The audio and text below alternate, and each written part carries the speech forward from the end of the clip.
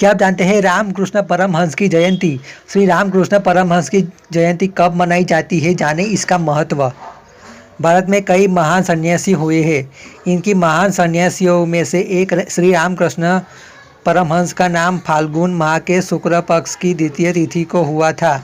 इस साल यह तिथि 12 मार्च को पड़ रही है।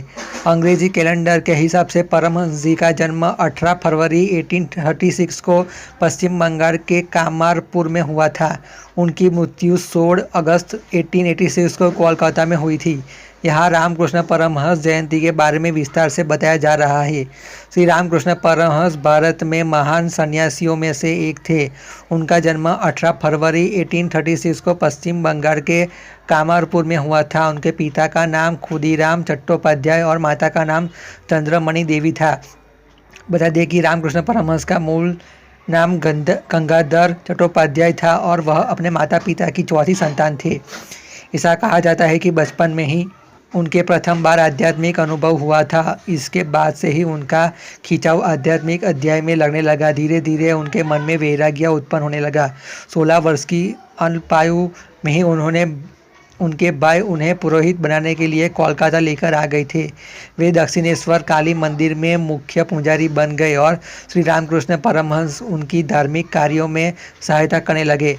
रामकृष्ण परमहंस जब 23 वर्ष के थे, उसी दौरान उनका विवाह उनके निकट के ही गांव जयरामबती की कन्या शारदामणि मुखोपाध्याय से करा दिया गया। बता दें कि विवाह के समय शारदामणि की आयु मात्र 5 या 6 वर्ष की थी और उनके बीच 17 वर्ष का अंतर था।